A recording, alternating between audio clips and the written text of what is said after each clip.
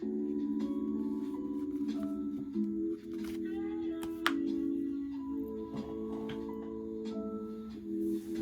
everyone, welcome to the Up All Night channel. Tonight I'm going to be reviewing the ZT-0562. One of the reasons I picked up the 0562 is because 5 plus 6 plus 2 is 13. So I have a thing for the number 13.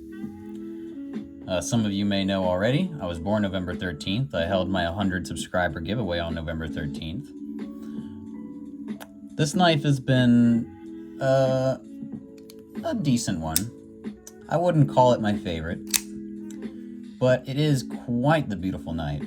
Very sleek, clean lines, high grit polish.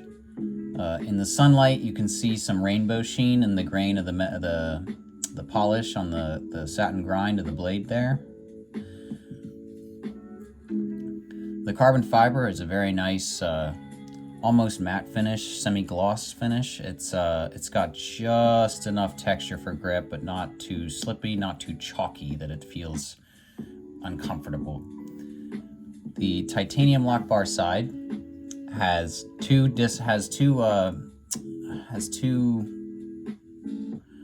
shoot, what are they called? Dang it. Over travel stops. There we go. They have two over travel stops. They have the disc over travel stop, which is designed by Rick Hinderer. This is a Rick Hinderer design. A lot of people say it's based on the XM18, but it's actually a little bit different. The blade is definitely XM18 slicer grind, but the handle has a more ergonomic type shape. It fills the hand very well in several different grips. Hammer grip, ice pick grip, reverse grip. They work all in a whole bunch of different there's the draw cut grip. Even in this grip, it's not too uncomfortable. Say you needed to cut something a very particular way, you could use this grip and it would be quite suitable. Shout out to Epidemic music. I've decided to pick a lo-fi playlist because I wanted to do something a little bit more chill and relaxed whenever I do a knife review. The ZT-0562 is made of CPM 20CV. I have the coolest serial number ever. Sorry, shaking the camera there, my bad. 2468. And that neat. 2468, who do we appreciate? The good Lord on this channel. Anywho.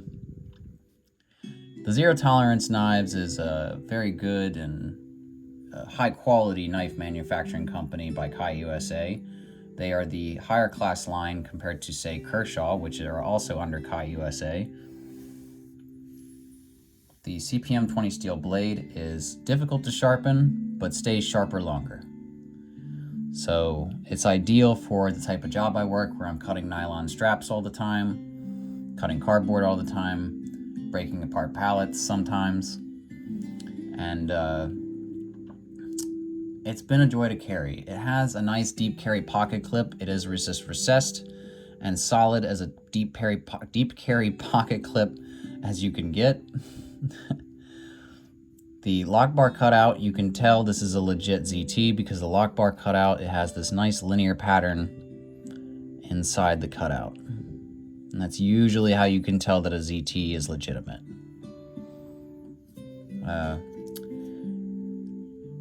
Let's do some knife comparisons here. First flagship knife, at least I consider it a flagship knife. A lot of people would put the Griptilian over this, but the Benchmade Bug Out, right here. You can see it's a little bit longer than the Benchmade Bug Out. They're both considerably normal sized knives. The ZT is considerably larger and thicker.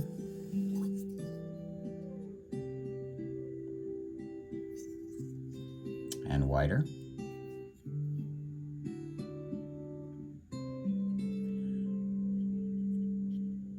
However, they are both a high quality knife. I enjoy both of these knives very much. The carbon fiber has a certain gentleman's carry type feel to it. It's not too rugged and robust. It's not really meant for hard work, although it can definitely accomplish that task. ZT0562, by the way, I guess I should mention real quick, the ZT0562 has a dual pivot system, meaning that there's a torque screw set on both sides. So you need 2 torque screw bits in order to take this apart, or otherwise one will end up free spinning and you'll never get it apart. The bits necessary to take it apart will be included in my disassembly video in the near future.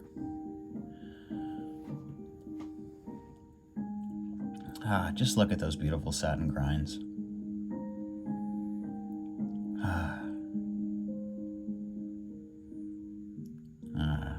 Absolutely love it. Amare. I love it.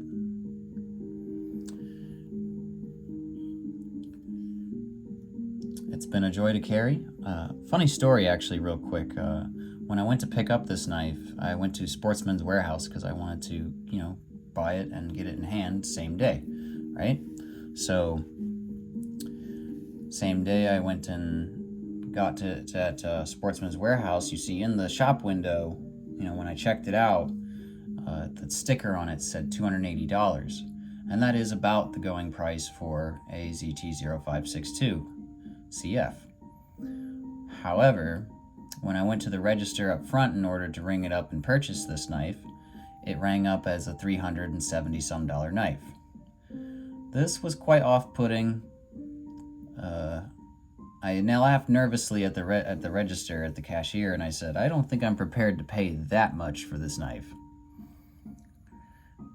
It's just, it's not quite a $300 knife. It's just, it's a really nice knife. It's definitely a $280 knife, but it's, adding another 100, it's going a little bit far there, Sportsman's Warehouse. I think you're getting a bit greedy, okay? But I guess one more size, because a couple more size comparisons. Let's compare it to a Spyderco PM2. Right? So the Spyderco PM2, right there. They are both wonderful knives. By the way, excuse the little blood blister on my finger. I got pinched by some end boards at work. End boards are essentially wooden boards that I slam down onto the pallet, and every now and then they pinch me. And that's smarts. So don't expect me to flip the knife too much in this video. It's just not happening. Although the frame lock is not as convenient as the compression lock, the frame lock is still very smooth. It doesn't stick. It has a nice clanky sound to it, and the action and everything. Oh, I hit my stand. There we go.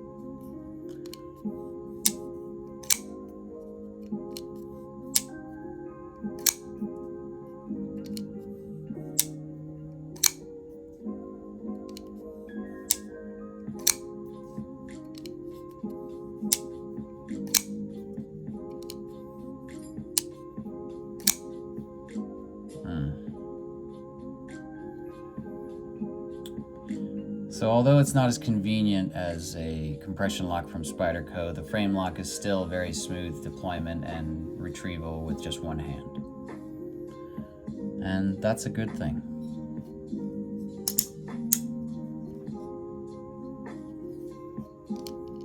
According to Nick Shabazz would say, that's a beautiful thing. I'm a big fan of Nick Shabazz. I hope one day I get to meet him.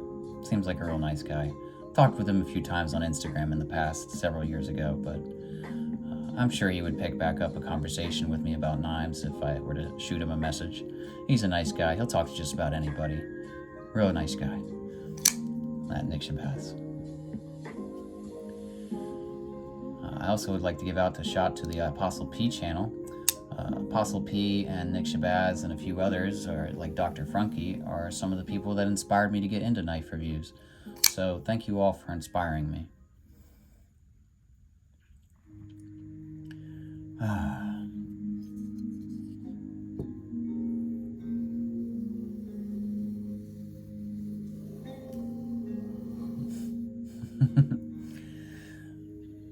I guess I could compare it to, say, my Yojimbo 2.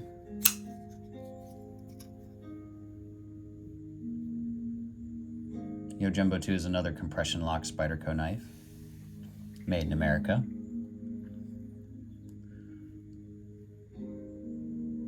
See, the ZT-0562 is still considerably larger.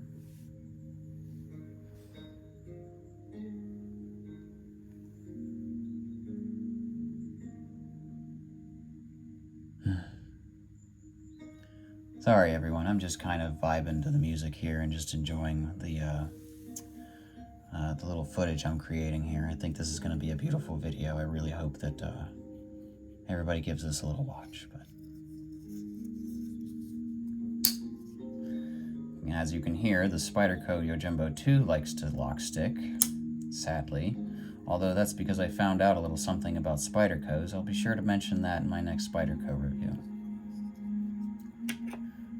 But here's the ZT-0562 against a Buck 110, which is a considerably large knife. Actually, it's a little bit larger, a little bit longer, not as wide, but maybe actually about the exact same size. Oh, hey, look at that, yeah. There's a little bit more edge length on the 5.62. There's technically more handle space on the Buck 110, but the Buck 110 has to be closed with two hands or with some kind of extra help to retract the knife. So it's not quite as convenient. The Buck 110, although it is a solid ETC blade, it is not anywhere near as convenient as modern knives made today. But I think it's important for everyone to have a Buck 110 in their collection, just so they understand like how far we've come as far as designing and producing and manufacturing knives.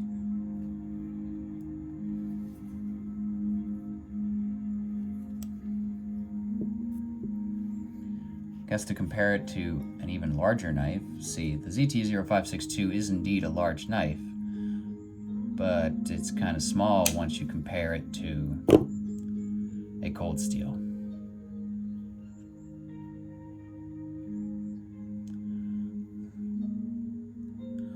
Although ZT's built like a tank motto is reflected well in the 5.62, it is not quite built well as a tank as, say, a cold steel. Although it is definitely thinner behind the edge with better materials and better craftsmanship. They're good knives in both their own regards for their own different purposes. I use the SR1 light in order to trim twigs off of bamboo so that I can cut them with my katana or longsword. Or the hoplite sword. I also have that Greek sword. The wakizashi I'm probably going to scrap. The wakizashi by Musha just isn't quite up to par as to what I was hoping it would be. Anywho, I suppose that's all I have for now for knife comparisons. I'll be sure to pick up more flagship models in the future so that you can see them compared to knives that are within your collection so that you know whether or not you want to pick this knife up. Although I do recommend it because Nick Shabazz is correct. This knife is in fact a gem.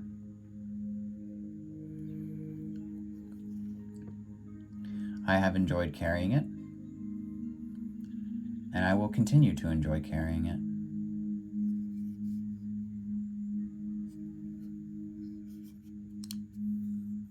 Unless perhaps one of you would like to purchase it off me, I would sell it for, say, $240. Considering it's used and the clip is a little marred. There's some scratches on the blade. So I would knock $40 off for you. To be honest, I probably could use the money, so if anybody's interested, comment down below. We'll get it. I'll get a hold of your. We'll exchange emails and we can chat it up about where to send the knife and how I should receive payment. I personally use Cash App right now, but I do also have PayPal if you're more interested in that, so that way your purchase is protected. I understand that completely. Although it would be quite damning for my channel if I were to say that I'm selling you a knife and then you start commenting on all my videos and saying, hey, I purchased a knife from this guy and he never sent it. He's a scammer. Can't have that happening, can I? So, trust me, if you decide to purchase this knife from me, you will receive it, just as the two winners will shortly. Kara, one of the winners of the 100 subscriber giveaway, she won the Benchmade bug out. She recently received it because she's very local.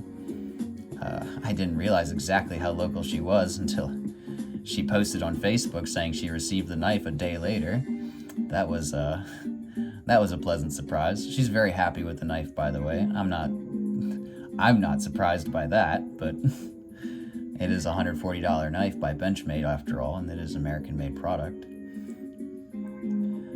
We've hit about 15-minute mark here. This has been a nice chill review. I hope you've all enjoyed.